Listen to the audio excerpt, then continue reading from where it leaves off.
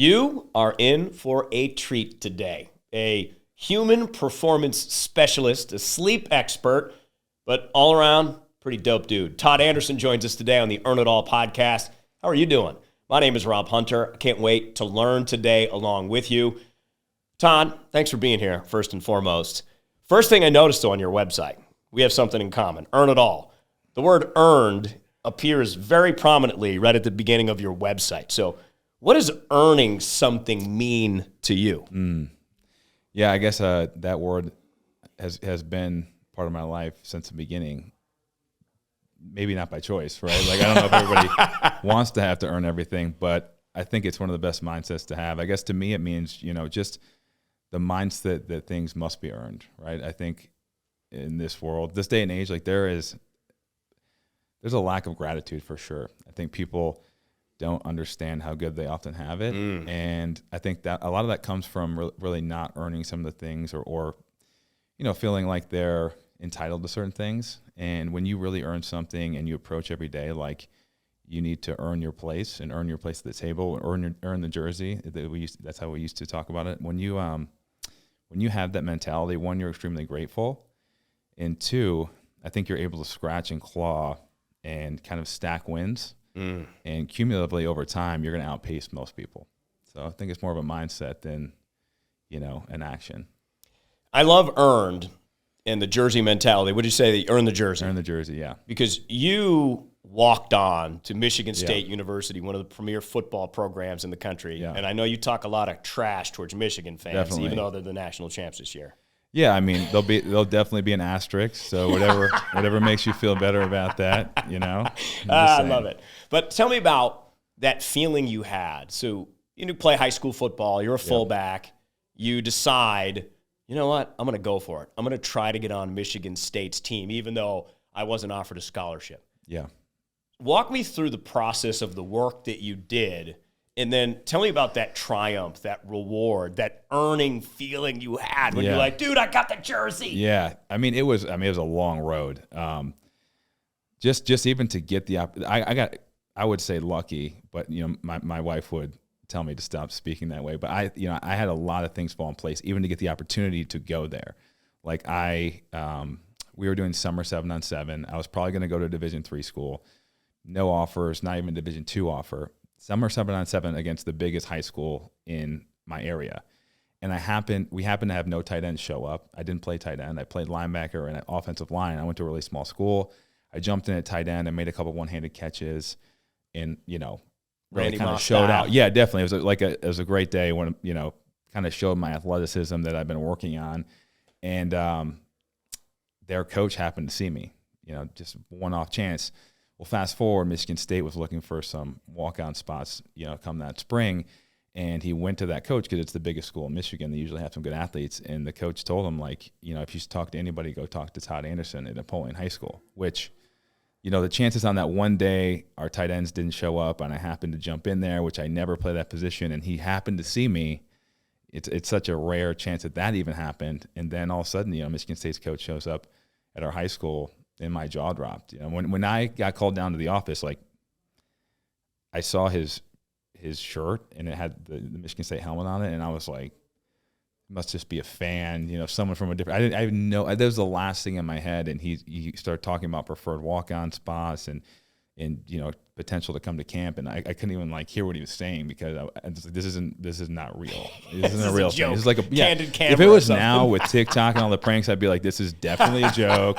Looking around, but no, it was real. And I kind of went back to class after that, and I was just like, someone asked me what was wrong, and I was like, Michigan State's offensive coordinator just walked into our school to talk to me, and it was wild. So that was crazy, but I got there, and then I quickly realized why I was a walk-on and why I didn't have any offers and why there's a big difference between a Division I 5-star recruit and somebody that wasn't getting recruited because, on paper, I probably looked like I should be there. I was strong. I was a big kid in high school, but just the talent level and knowing the game and even just, from a social perspective, it flipped my world upside down. And so the fourth day, well, I called my mom. My mom's here. The people are watching. But Yeah.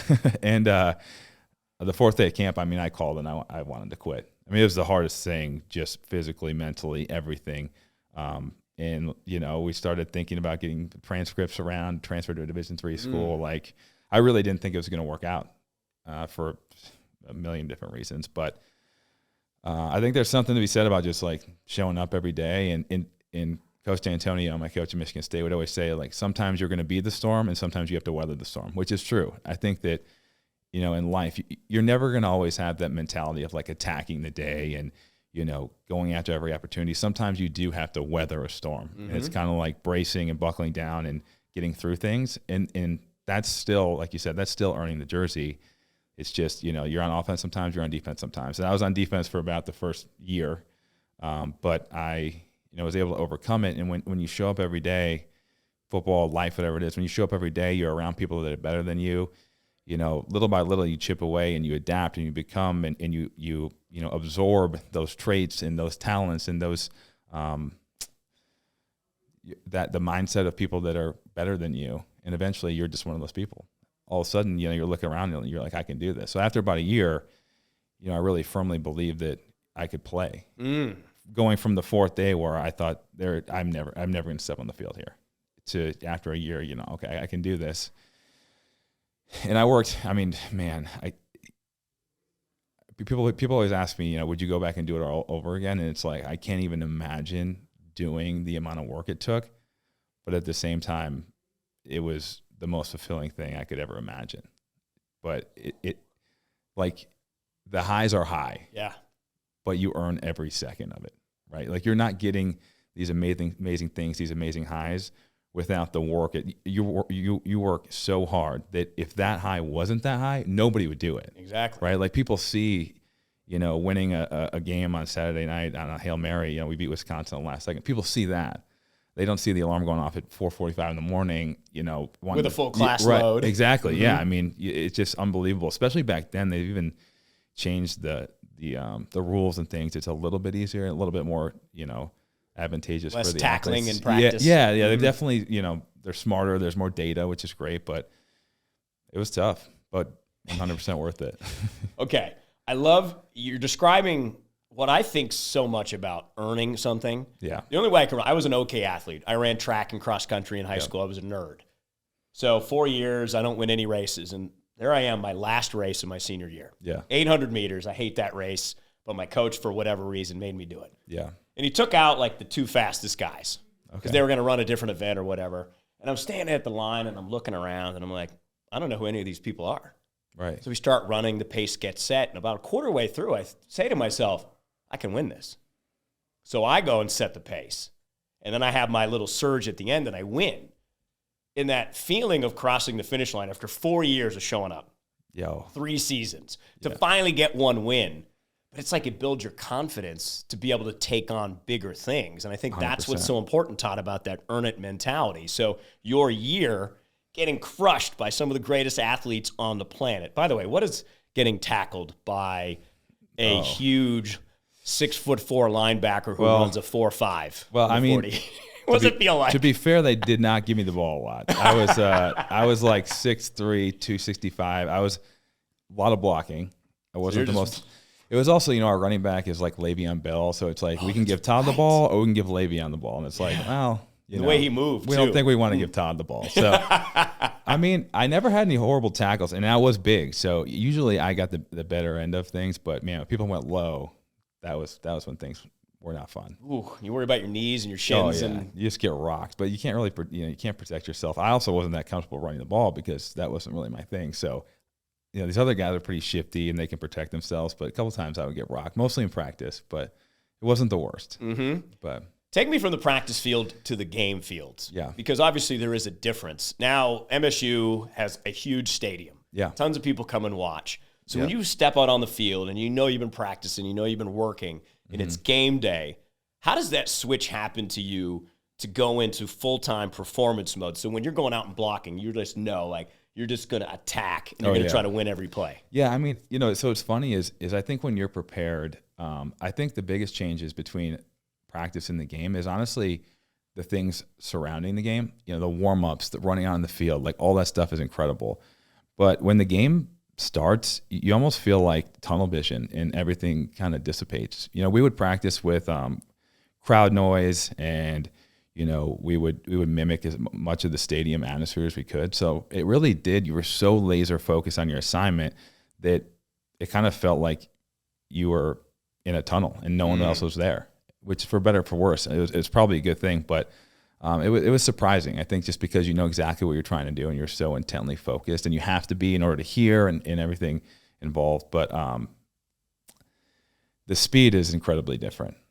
But I don't think people realize, it's like any sport. Like we're friends with a guy who is a NASCAR driver, and he was telling me about what goes into that. And it's with any profession, you don't understand like the level of detail that goes into being great at anything. And so like, I don't think people realize how much film, how many walkthroughs, how many different scenarios you run through in practice. I mean, you're prepared for literally anything that happens in the game. So by the time the game comes, it's more about just, okay, this is the plan. You have to execute it at full force, but you know exactly what you're going to do. And that was kind of the difference is, especially when I switched to fullback, I felt like the position of fullback is like the tip of the spear.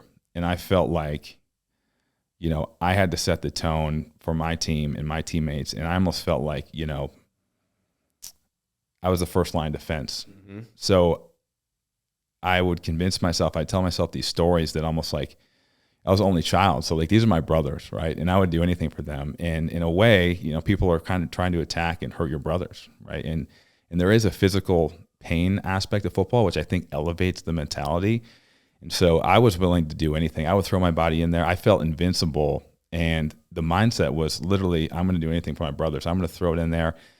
I don't care if I get hurt. I don't think I'm going to get hurt. I've worked this hard to get myself to this size and strength. And, I'm going to do whatever it takes. And there was never a thought of protecting yourself. There was never a thought of, taking a play off, because you'd do anything for those guys. And it's rare. I mean, honestly, not many people ever experience in their life. And I think that's why football is pretty special. Interesting. How do you develop that mindset, Todd? Because it seems to me that, like practice, is a day-to-day thing. Because I see all the stuff on Instagram about mindset and, just do this, just do that, which is fine. But to me, in changing my depressed mindset that I used to have for most of my life, it took like every day. Yeah. A negative thought would come in and I'd have to wrestle with it. Same thing on the football field? Yeah, I mean, I think a lot of mindset and motivation comes from feeling purpose, right? If you have a distinct purpose in life, it's very easy to get yourself up and get yourself ready to do whatever it takes to succeed. Because in football, so many people care about it. You have the fans, university, the people that play there before you. You have like an extreme responsibility to other people because they're passionate, they care. So the purpose is high. Like it's very hard to find a similar situation where people are so interested in what you're doing. And then beyond that, like you go through so much with your teammates, like mornings and injuries and ups and downs, and you just go through hell and back with them. So when you go through that together and you talk about doing your job and protecting your teammates and then also representing a university, it's so purposeful that, like I said, I think the mindset is a result of the environment and not the other way around. Like I actually don't think I developed that mindset intentionally. I think I had such purpose and I was so excited and I cared so much about the people around me that was the mindset was the result. I had to be that way in order to achieve what I was trying to achieve and to protect my teammates and set the tone and, live up to the responsibility of the university. So how does that set the stage for you today? And ToddAnderson42.com, if you want to read more about Todd. He's also on Instagram. So you build this mindset. You don't stop at the college level. You don't stop at MSU. You make it to the pros. You play for the Rams. Here you are today coaching other people to be the best that they can be. So how does that mindset go from that point tied into purpose, carry over to today through the NFL? I think that, it's a blessing and a curse. I think that after I stopped playing, like I said, there was such an immense purpose when I was playing that it was hard to find that again. And, you try different things, you experience different things in life, but I think that's why a lot of athletes struggle afterwards, is because it's very difficult to find that purpose. And, I shifted that to helping other people and really, helping people feel as good as they possibly can and perform as good as they possibly can, because where that all stems from is relationships. I'm a super relationship oriented guy. Like, I would consider myself, like, I would do anything for the people I care about, literally anything. So that's really where that all stemmed from. And so, once I started learning about human performance and optimizing your brain, and then, mental health, sleep kept popping up more and more. And then I realized, if you really want to help people cultivate relationships, make people the best versions of themselves, allow them to lead others and pour themselves into others, that's why sleep is so prevalent and so important in my life. And why I share that knowledge is because without it, people are never going to be able to connect at the level that I think I was able to, or I think some of, sport or different situations are able to cultivate. And, it's much deeper than just like helping people perform. I think it really, everything in my life stems from relationships and caring about people and trying to allow people to do that in the most efficient way. So there's a loyalty to you. Yeah. Right? I mean, loyalty is, if there's any trait that's important to me, it is probably loyalty to a fault, right? Sometimes it's like, what's the movie? The Town with Ben Affleck. Of course I do. I'm from like, Boston. You're a Boston guy. Boston. My partners in Dream are from Boston. Okay. Yeah, and I mean, loyalty is a big thing. But there's that scene in the movie when he's like, I can't. What's he say? He's like, you can't ask any questions, but we're gonna hurt some people. And he's like, which car are we taking? Yeah. Like that's what I'm looking for when it comes down to. And that's how it is as a teammate. That's what's wild about football is I walked into Michigan State. My high school, we literally had one black kid in my entire high school, right? Just culture shock. But after you go through this stuff, you could not come from different backgrounds and you'd do anything for a guy. You'd do anything for a guy that you maybe had just met that year. Mm-hmm. But when you go through those things together, nothing can break that bond. Forged in the fire. Definitely, 100%. So I want to go back in time because I saw a picture on your Instagram. Yeah. And I want you to describe the picture. But it seemed like a really big moment for you early in life because you lost a cousin who was 10 years old to leukemia. Yeah. So having something that profound happen to you, that sense of loss, what does that do? What did it do to you, Todd? And how did that help you move forward? That's a great question. And I actually, it was a huge moment in my life, but I haven't reflected on it that much because I think I was young. I was 16 when it happened. But yeah, so my cousin battled leukemia. He relapsed 3 times, passed away, and I didn't have any brother or sister, so he was probably the closest thing I had to a brother. And it was pretty horrible to watch, but yet looking back, so inspiring because he was the most positive. He was going through horrible treatments, chemo, bone marrow transplants. He lived in Mott's Children's Hospital for, I don't know, 4 years, maybe more. And so when he passed away, like the week before, it was the last time he was ever outside. And he was, on a hospital bed getting wheeled through this quad at the hospital. And my aunt took a picture on this, disposable camera, like where you used to wind up and just snap a shot on film. And the picture, it literally looks like, rays of, an angel coming down. Like it looks like a person and, all this light is basically hovering around this bed. And, it looks like it's photoshopped and it didn't even look like that when she took it. She just snapped it because, it was the last time he was probably going to be moved around the hospital. And, he passed away, and after that, they developed the film, and it was this incredible picture. And she, I said this, she submitted it at our county fair and actually won an award in the special effects division. And special effects was meant for like computer editing, and like that's how insane the picture was. It actually won in an edited division, and she entered in the wrong thing, and it wasn't even edited. That's just how the film came out. So I think at a young age, it definitely did prompt my interest in, I've always been a nerd about health, wellness, just the human body and researching and on my own and just learning. And I think a little bit that was prompted from fear too. I didn't understand it. I remember when he was diagnosed, I was young and everyone, he just had the flu a lot, and you just didn't understand. Yeah. So, I just wanted to learn as much as I could, but I think it did make me realize that, life is very fragile. And, as corny as it is to say, like, to appreciate each day, I think in that moment, like, very quickly I realized that, you take your health for granted. Like, one of my good friends, Jesse Itzler, he always talks about, if you had $10 billion, right, you have all the money in the world, but you have a sore throat, right? You just hurt till you keep coughing. It doesn't matter. The money doesn't matter. All you can think about is that sore throat. And I think that, the experience with my cousin, like, health and wellness really became more than just how you feel and look and how strong you are, what your bench press is. I think I probably thought about longevity much, much early because of it. And I think that's probably why I'm very interested in it now, and why I've always had like a more of a long-term thinking approach with like the health and wellness area. So I'm assuming that's what happened, but I really haven't done a deep dive on that. I'm sure it actually has more impacts than I realize. Great. We're forcing them to uncover things right here on the Earn It All podcast. Yeah, definitely. Well, thanks for going there with us, because I do think that there are moments in all of our lives, right? Each of us have a different experience, but in those moments, subconsciously, they mean so much to us. Yeah. And they kind of help us find our purpose. Yeah. And that's when I saw that picture and I saw what you do now and your path to get to where you're at now with Dream Recovery, your sleep optimization company. Yep. You coach swimmers with your wife, Katie, which I want to talk to you about here in just a few moments. And you also with Ride Out Now, the marathon training program. Boston guy. Yeah, he's a big Boston guy. And that was really cool. So these are all interesting things that are different approaches than the current.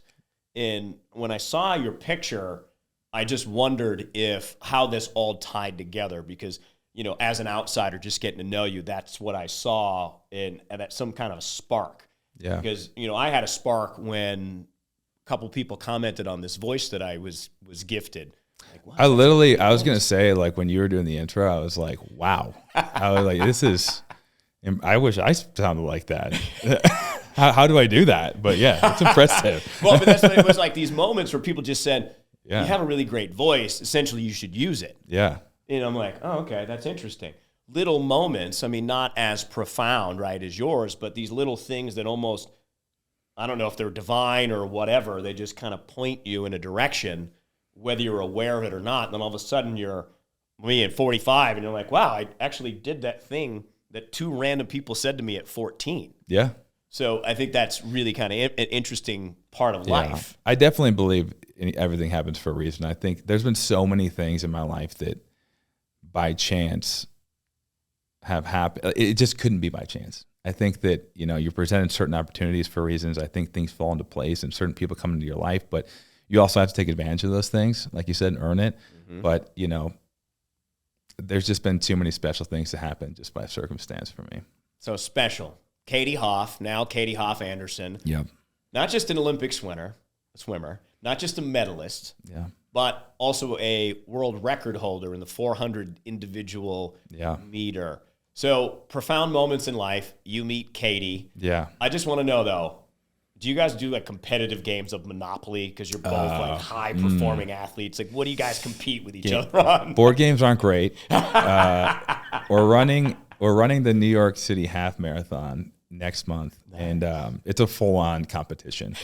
Like some people, I think different relationships have different, vibes. Like there's different ways to show love, right? Like some of our best friends, Missy Franklin and Hayes Johnson. She's also has a podcast with Missy. Yes, yep. They're very encouraging and loving, and their dynamic is just very different. And they have an amazing relationship, and I learn a lot from them, and they're amazing people. Me and Katie, we're brutally honest with each other, I would say, and like if we're competitive, and like we're actively rooting against each other. Like there's not like literally like I texted her. I did like a pretty fast run the other day, and I texted her a screenshot and of my pace and the run, and most people might be like, great job, and she was like, cool, why are you sending this to me? You're going down. Yeah, because she like knows. So but it's fun, because the other thing that's cool is like if she gives me a compliment or I give her a compliment, or if I say this wasn't great, we'll tell each other if something wasn't good or was good. And so I think feedback is extremely powerful. But if you have someone that's just constantly telling you good news, it's not really useful, and you just don't believe it. So, if I'm ever out of line, she'll be the first one to tell me. And which is, I think, what you need in a partner, because my wife, 100%. Amy, is the same way. Yeah. Sometimes it doesn't come across the best way, or I don't receive it the best way, but Never. I'd rather have it than not, right? I'd rather have that push, that competitiveness, because she sees sometimes what I don't see, right? A better version of myself. 100%. Yeah, I would not be nearly the place I am without Katie. I mean, she, beyond just believing in me, and I think telling me what I was capable of, because I always have doubted myself, and I think that's pretty natural for people. But I think that there's a lot to unpack there. I think I was not in the best shape as a kid, and I was kind of the underdog growing up. I had this friend named Lucas, and my mom will tell this, but he was I'm not kidding you, he's probably the best middle school athlete ever. He was ridiculous, and I was always trying to just catch up so hard. I was always I took second pump, pass, and kick every single year to him, except one year he got his appendix taken out, and I was like, this is my year. Yeah, and that was it. So that's my claim to fame. And but it was, looking back, it was great, because that mindset just stuck, and I felt like I had this chip on my shoulder, and I had it was almost it felt like being a walk-on my entire life, because I had to do everything. He was way taller than me, in better shape, and I had to work so hard just to compete and get that level. Well, eventually, like I said, you stack up those wins, and your pace starts to increase, and you exceed, some people that maybe didn't have to earn it as much. So it's one of the best things that happened. But yeah, there's definitely been a chip on my shoulder the entire way. Mm-hmm. Well, I mean, your wife, Katie, performed in her first Olympics at 15. And I was just thinking about, where was I at 15? I was a sophomore or a junior in high school, running slowly around a cross-country meet. And she's competing against the best people in the world. Oh, it's crazy. Well, it's crazy. It's I'm trying to I'm 15. I'm am I going to be able to get someone to dance with me at the dance? Exactly. Is there going to be a homecoming party? And she's on the Today Show. And I'm I can't even wrap my head around the mindset of that. But she's also the type of person that's so laser focused. It's ignorance is bliss, where she's I'm doing this thing. She doesn't even realize that things are a big deal, because she was only focused on the goal in swimming. We'll be pulling out boxes. There's a hat from Oprah, and I'm what is it? She's I was on Oprah, and I was it's good that you don't realize that these are big deals, because if you did, that probably would have thrown you off at that age. But she didn't. It was my only intention is to win and set records and be the best. And so everything else is just noise, and it kind of gets faded out. So she has, if I remember correctly, 3 Olympic medals. Yep. And a whole bunch of world championship medals, including was it 7 golds or something like that? Where are they now? Where do you guys keep the medals? I mean, she's left them in hotel rooms. I mean, it's wild stuff. Funny, yeah. It's an interesting dynamic, because she was tabbed as the female Michael Phelps for 2008 Olympics, and for a long time she hated her medals. She was supposed to win 5 gold medals. She won 3, didn't win gold. Still bothers her to this day. And hence why you have competitive board games. Yeah, definitely. And she's had to work through that. It's been a hard process, but there's a lot there. And I think that, when you're at that elite of a level and you have that mindset, anything other than winning and completing that journey isn't really an option. And that's the way you have to think. You can't even think about what if I don't succeed? What if I don't get first? Because once that enters the chat, the entire perspective changes. So that's what makes you great. And so, when things don't work out the way they're supposed to, sometimes it's very difficult to get over. And the other thing is I think that as an athlete, as high as the highs are, or as low as the lows will go. So when the highs are really high, you almost have to be ready for the lows to be low, because your baseline, you have your baseline, right? So when someone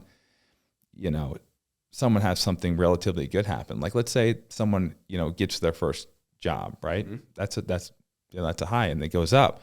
but then their baseline is raised a little bit. And, the idea in life, I think a lot of people, the goal is you have these great things happen better and better as you go. You start a family, you get married, you get better and better jobs, you earn more money. And that's like a nice gradient, and your perspective doesn't get, shifted immensely. Well, I think when you have huge success at an early age, and I think that's why a lot of athletes struggle with it, is you have massive spikes. You're on a world stage, one of the most sought after accolades you could ever have. You financially, you're making a ton of money.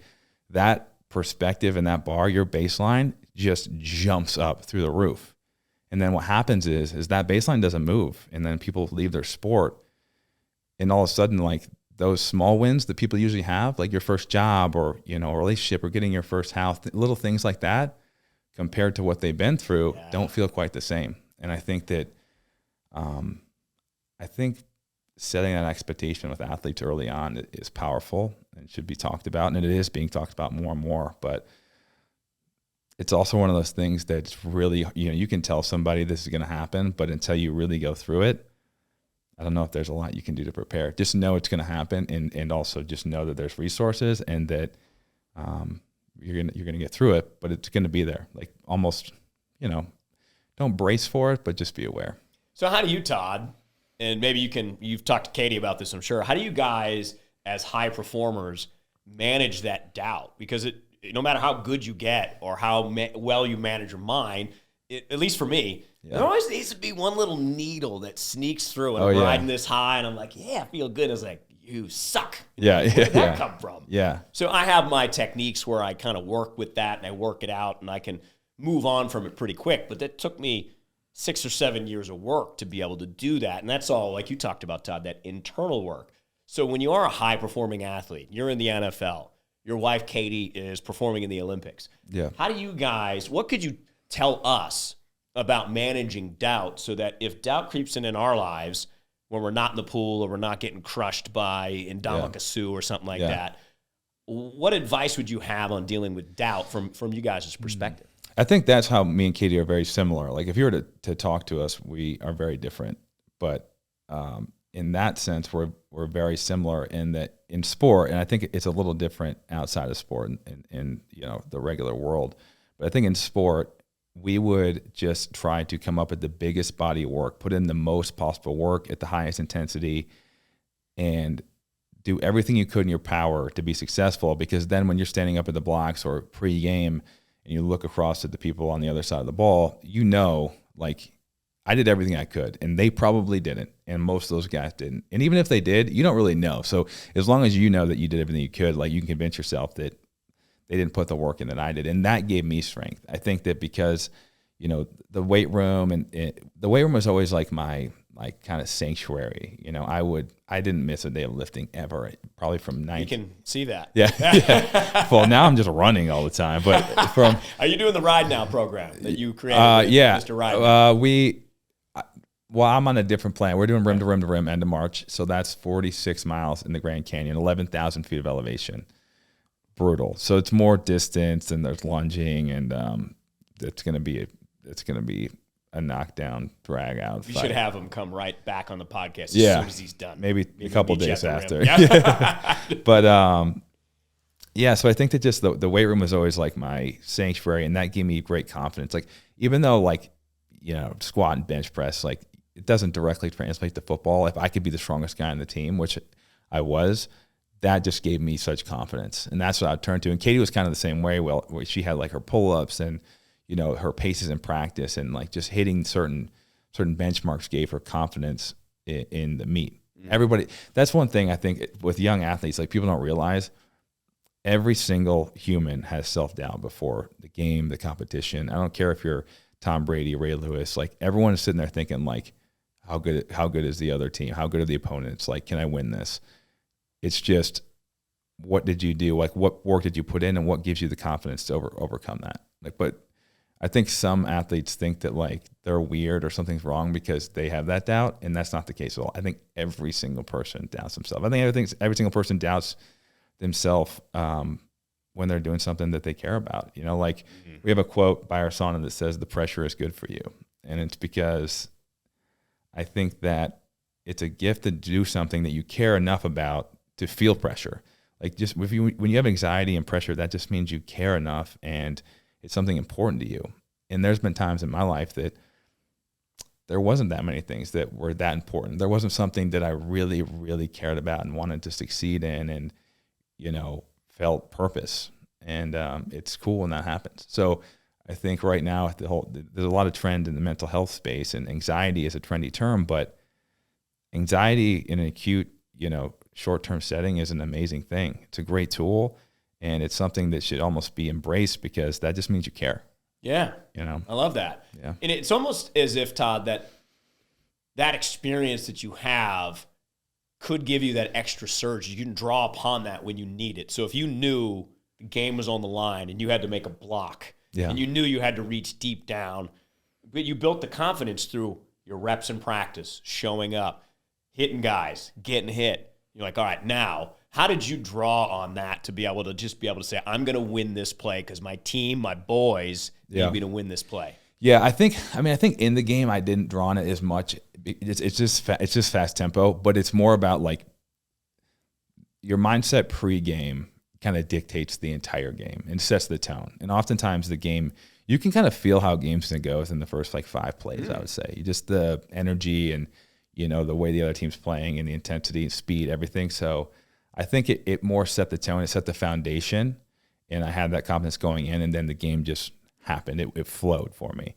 And vice versa. Like there was years when I was younger where I didn't have quite the, the confidence, and I just felt it didn't flow at all. It was like almost erratic, where I felt like couldn't get in the rhythm, and I was just like it almost felt like I had anxiety the entire game, almost more being afraid of messing up instead of like, oh, here we go, like here's an opportunity, I'm going to go blow this guy up. It was almost a fear-based mentality. But then when I really got my groove at fullback, it was like all right, like this is a challenge that I'm going to overcome. Nice. Yeah. Well, it's like taking it back to the gym, right? So we here at Earn It All, we know that fitness and nutrition are the base of how you live your life. Yep. And it's not just being healthy, though. It's that healthy confidence that you build. So I'm never been in a gym other than here or there. I was more a group workout kind of guy, a runner. Yep. So I loved cardio. But our head coach, Adam Nail, was like, dude, I'm going to get you in the gym because I wanted to get stronger. I threw out my back. I was lifting something to the house super light. And I'm like, obviously, I need to work on my strength. Yep. So started going to the gym. First time I put weight on a barbell to do a squat. I'm like, oh, my God, this is You're probably crazy. So sore after that. Oh, yeah. But I did it. And even though I was sore, Todd, I was like, wow, okay, I can do this. So I added 10 extra pounds the next time, and then 5 extra pounds. And it's just that incremental building block to how to live life, where when you build your capability, you have a different mindset where you go, I can pretty much accomplish what I want so long as I'm disciplined and do it. You feel the same way? Yeah, 100%. I mean, I was talking to Nick Bear about this, and we kind of had opposite come-ups where he was very insecure about like his business savvy and his ability to like start a company, but he was very fit, and like he was like very confident in himself, and he obviously was very strong, and I kind of felt the opposite, where I was always a little insecure about my fitness and how I looked, which is like it's surface level, but it plays such a huge role in your confidence, right? Mm-hmm. And on the business side, I felt like I could probably do something like this, but I just didn't have the confidence to put myself out there and be the one actually doing it. So, I would help other people and, convince myself of stories of why I didn't want to go after it. But once I after football, I wasn't in great shape. I had, with motivation, it was tough. But once I got myself in really good shape and I felt confident, like you said, like you built that confidence and your strength and, your ability to push yourself and just really stick to things and stack those wins, I couldn't have done what I've done in business and all the other things in my life, speaking, all this stuff, without the confidence that came from the building blocks of my fitness and health. Like when that didn't reflect what I valued as a person, it was hard to be confident about anything. So I think like attacking whatever is holding you back or makes you feel like you're not confident first, it could be a business thing, education, it could be, it could be aesthetic, it could be you feeling confident in your own skin, whatever it may be. I think that insecurity is going to hold you back in whatever you're trying to do, even if it doesn't relate to the goal that you're going after. So I think people oftentimes, whatever you're nervous about, you don't feel great about, like attacking that, overcoming it, and then whatever else you're trying to do in your life is going to fall into place because, like you said, that confidence is going to be where it's never been before. Oh, I love it. It's attack versus avoid. 100, yes, but that's not easy to do. No, it's very easy to avoid. Because especially if anyone's ever been out of shape, like really out of shape. I mean, I got to a point, I was like 296 pounds at, about 5 years after playing football. And we went, this whole business startup thing. And it was just, I wasn't eating good. I was having too many drinks and I gained a lot of weight. And I remember getting on the scale at the doctor's office, 296 pounds, which I was like, if I get to 300 pounds. And then the same day, this picture was posted on Facebook, and I just was not happy with how I looked. And I was like, this is a low. I texted Katie, like, this is like rock bottom. I have to get together. And I just went on this tear of like really like getting in shape. And I haven't really lost it since then. And that was about 6 years ago. But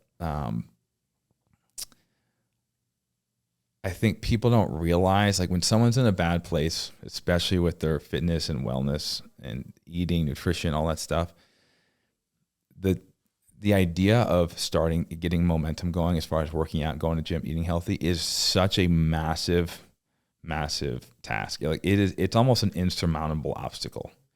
And I think when people have never been there, it's almost ignorant to think like, or to say things like, you just start moving, like just start working out. Like, you don't understand how it feels to be in that spot. It's nearly impossible.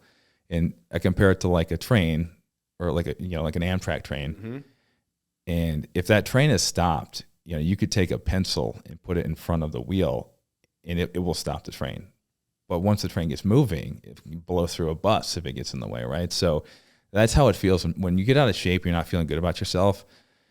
If someone that hasn't been there, like, don't try to put yourself in their shoes. Don't try to be sympathetic. Empathy goes along, but being sympathetic and being like, you're going to be fine, just get moving. It is not that easy. And you got to think, like, nobody wants to be in that place. So one of my favorite things a psychologist told me one time is, even someone you see on the street, could be a homeless person or someone having a tough go, and it maybe isn't responding in a way you would want, but you have to think, if you were them, you would be doing the exact same thing. Like, so whatever they're experiencing, they're doing the best with whatever they think is right and whatever they're trying to do. Like, that thought process makes sense to them. So I think when you can put yourself in someone's shoes like that and think, okay, as much as I disagree with whatever this person is doing, it could be horrible, they think that's the right thing. Like, based on what they've gone through, their past experiences, that's the correct move for them at this time. So how can I give them perspective or shift their perspective to understand, like, that's not the best path? It's very monk-like. Yeah, right? Accept reality and really adapt to reality. Yeah. So you're a high-performance coach, Todd. So in those situations, how do you coach people to take that first step or that next step to be able to not be the train that's stuck on the track that can be stopped by a pencil, but the train that at least has some momentum? Yeah. Well, I think it's a twofold approach. I think one is really understanding why things are important to you, far beyond, I want to lose weight, or I want to, break a record, or whatever it may be. Like, why do you want to do that? And really digging deep and finding, usually it's a very emotional trigger. There's something that's really either bothering them, there's an insecurity, there's something that they really care about, someone they really care about that they want to make proud. Who knows what it is, but really figuring out why they want to do something. That's almost like the fuel. And then the other thing is reducing what's blocking that train to the smallest object possible. I think oftentimes especially regarding sleep, when you talk about nutrition and working out, right? Those are you're talking about, that's the foundation. But why are we making those harder than they need to be? Those are hard things to do. Mm-hmm. Like eating consistently is very difficult. Also not that enjoyable, to be honest, right? So like, facts. And working out is hard. Like, as much as people like to work out, it is hard, right? And there's times you don't want to do it. So when people like do things like cut into their sleep, I'm like, why are you making these obstacles harder than they need to be, right? Let's get some momentum. Then we can start to layer things on. So when you start with the foundation of sleep, which maximizes your ability to stabilize your mood, your motivation, basically makes you feel as good as you possibly can, get the ball rolling, and then layer these things on, as opposed to everybody wants to be like, okay, I'm going to get up early, cutting into my sleep, and I'm going to work out in the morning, and then I'm going to like totally overhaul my diet, and really let's go the opposite way. Let's get a sleep schedule going, right? You know, just by being underslept, you know, 8 hours compared to 5, on average, people are eating 360 to 70 more calories a day. Really? One night. Well, you're up longer, right? So well, that doesn't, but yeah, you are up longer, but even if they take that out, there's ways they can factor that out. It doesn't make a difference. It's just your hormone, you know, it basically resets your hunger hormones.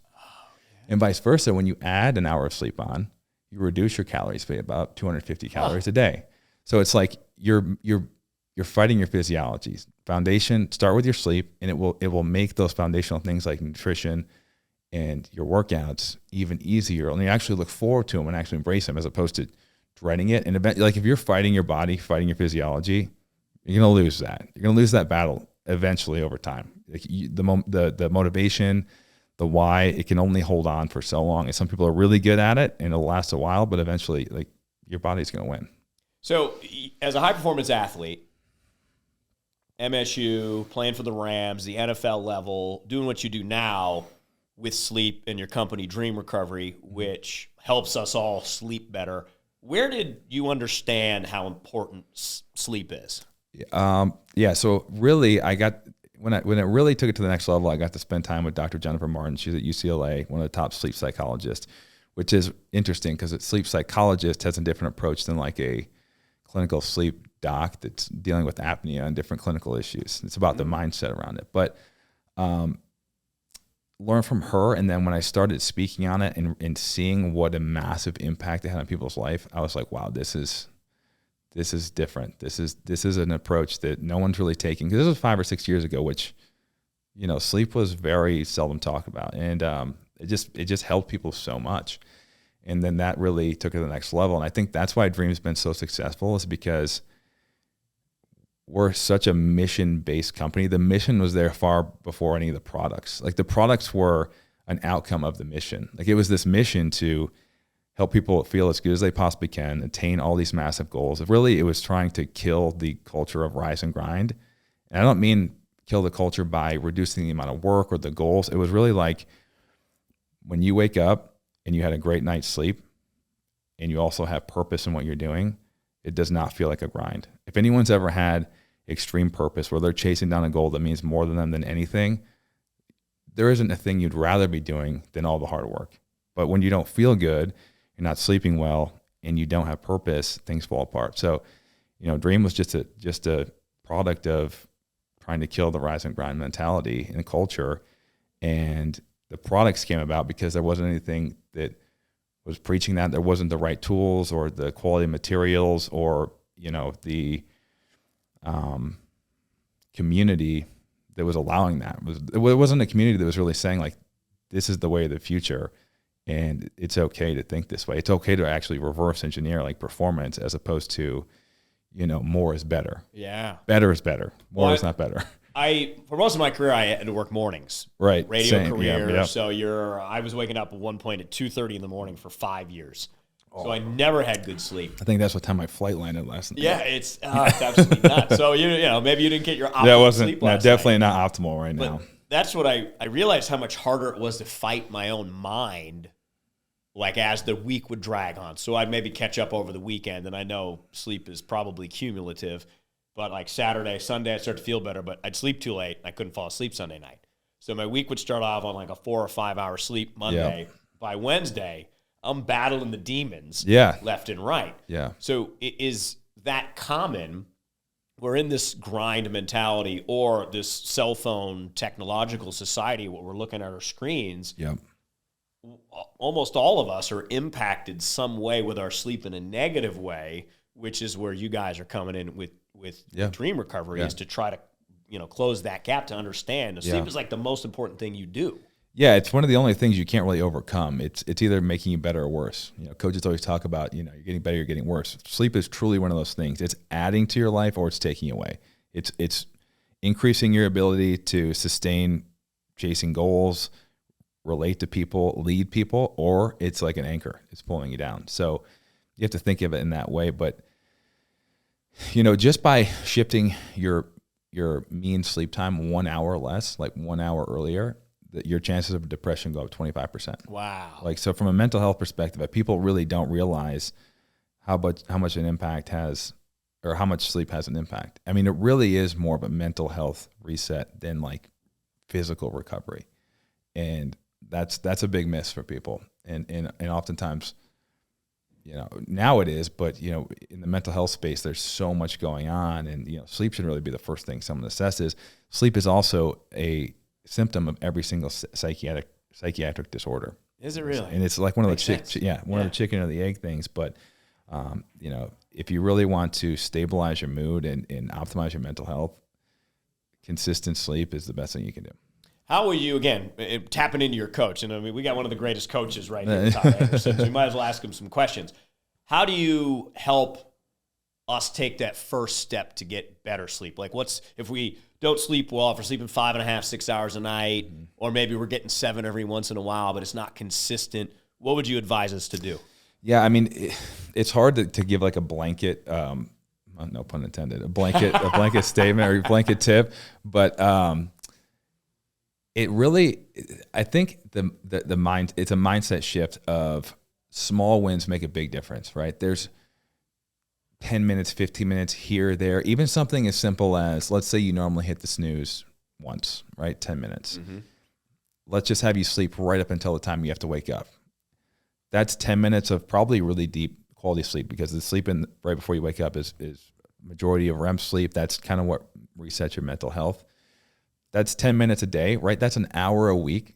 That's 50 hours of really deep sleep a year that you're increasing just from not setting your snooze.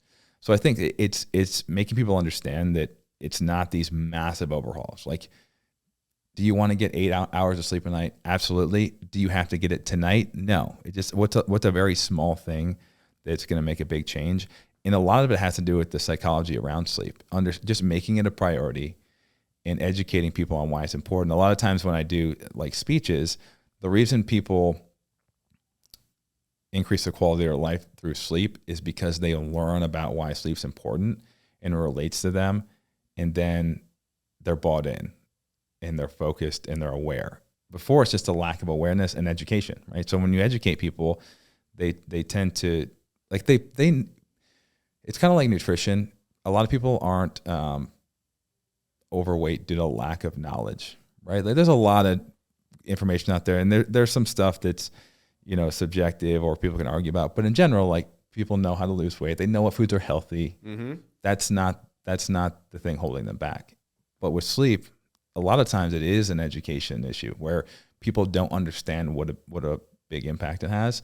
Once you educate them, they buy in almost instantly. Yeah. And the other thing is, it's one of the few things, there are not many things that's enjoyable and you look forward to that's that good for you.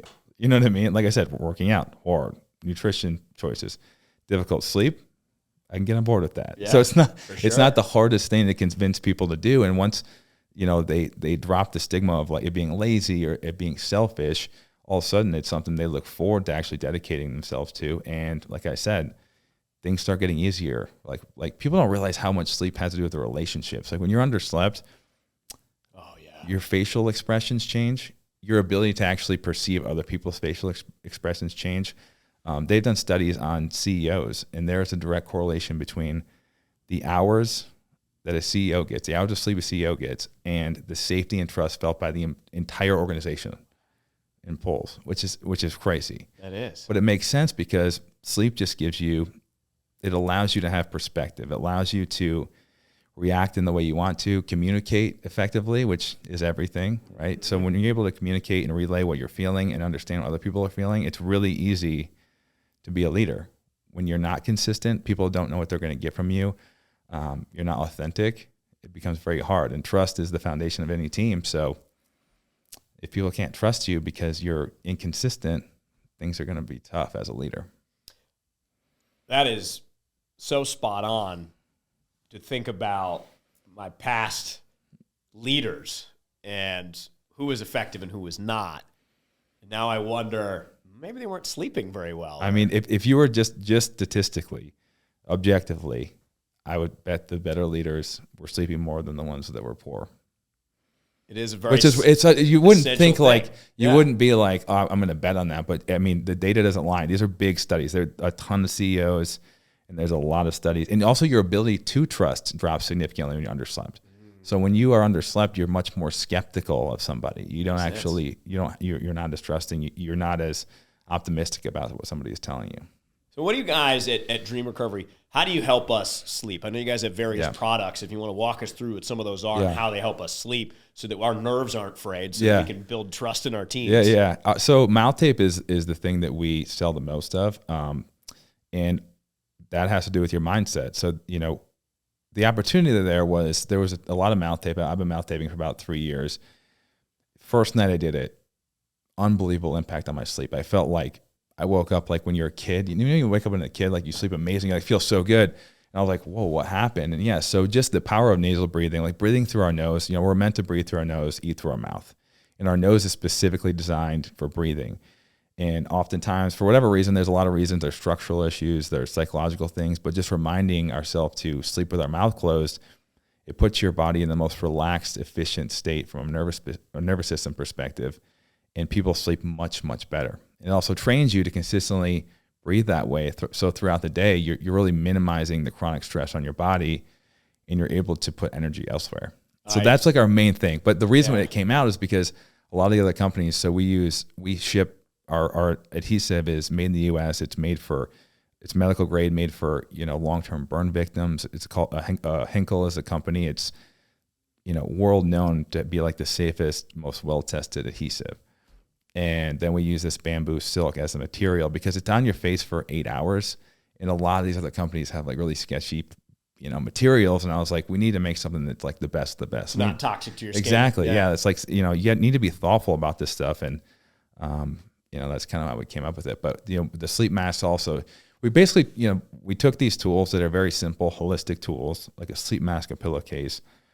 And we did two things. We're like, how do we create a community of high achievers that are focused on sleep, like I said, because that's the way of the future.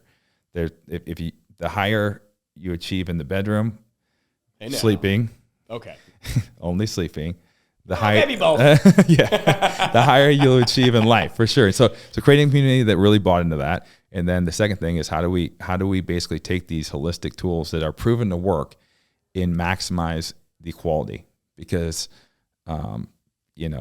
materials matter. We're learning more and more, organic materials, food quality makes a big difference.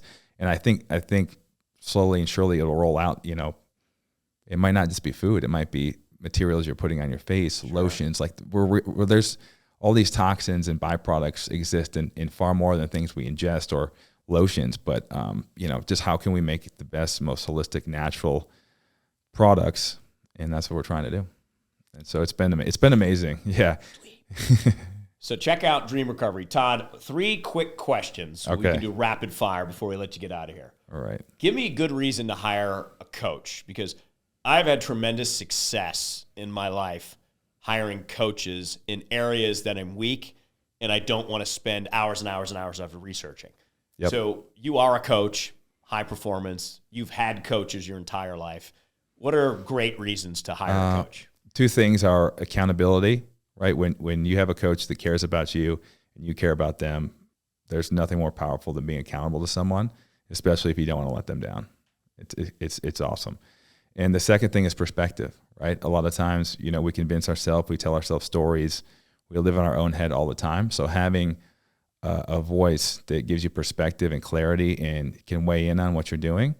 Like you said, a lot of times, hopefully your significant other shows you what you're capable of, but also a coach does that. And sometimes, significant other is in some ways a coach, and they're able to show you and believe in you and show you what the best version of yourself could be. And you, Michigan State coach that you played for. Coach D'Antonio. Coach D'Antonio was one of those people for you. Man. I mean, he treated every single person the exact same, and he saw the best in people. And, he was a true leader.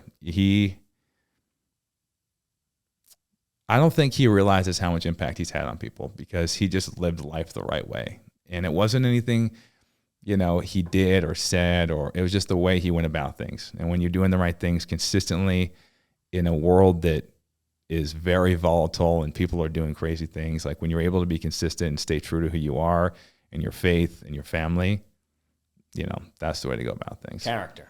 The highest. Yes. Highest. Yeah. That's fantastic. Yeah. Okay. I said 3 questions, but that was a secondary side load. Got it. So what is one of the biggest, I guess I'll call it failures, but what did you learn from that you were able to apply? And I know I'm catching you off guard here and asking you to think on the fly, but for me, there are so many. So I just try to think of where I went too far. Because like my professional life, I did pretty well in. My personal life had a completely different belief system where I wasn't good enough. So I was making all these decisions that were harmful to relationships, that went too far, where I eventually had to learn how important my belief system was and what's working beneath the surface, especially not sleeping very well. Right. So sleeping better allowed me to understand what was motivating me to make these horrible decisions and able to start correcting them. Mm-hmm. So you're saying what was a failure that impacted me the most? Man, that is a tough question. This is why I do this. Catch him on. Honestly, when I was released from the NFL, as much as it was a failure, it forced me into this role. Katie was going through a really hard time because she got sick at Olympic trials. It forced me into this role that kind of it made me very selfless, which was a great timing for what I was going through. So I think as far as like the most impactful failure, I just had met her, I was released, and it actually made me like not really try to continue going down like the free agency, like that's a tough life. And, we ended up moving to Miami, and it was the best thing that ever happened to me. In retrospect, it was at the time like horrible. I was like, this sucks, and whatever, but I wouldn't change it. I wouldn't go back and change it. And so I think that's probably the most impactful. That's awesome. Yeah. Thank you for sharing. Yeah. Let's go the opposite end of the spectrum for our final question. One of your biggest accomplishments that you're most proud of, and what did you learn from that? Accomplishments that I'm most proud of.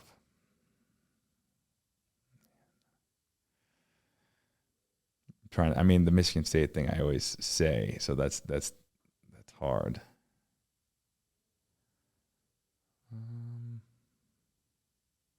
Honestly, this year with Dream, it's not as much an accomplishment, but I think that decision just to like really go after it and try something new and take a risk and lay it all out there.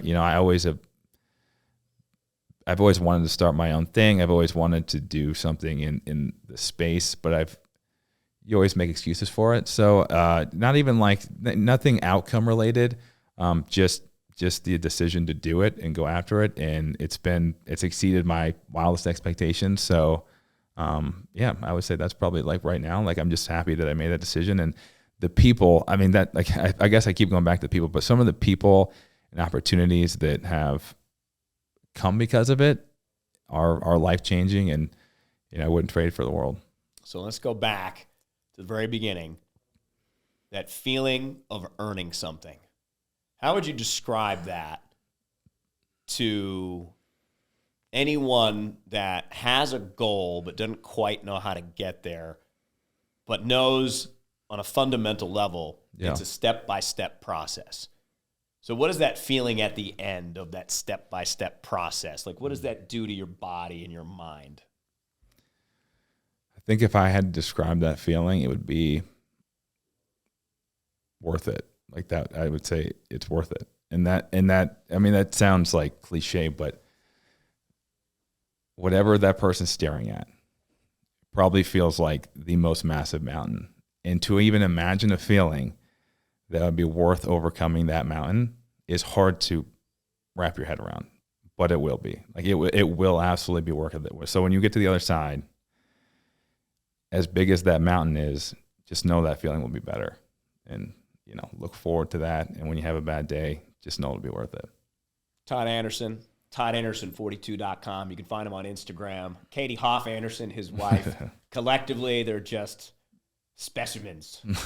Todd, I appreciate you coming in and hanging out with us today and talking about the earn it mentality, the walk on mentality. And we can't wait to sleep a little bit better after this. Awesome, man. I appreciate it.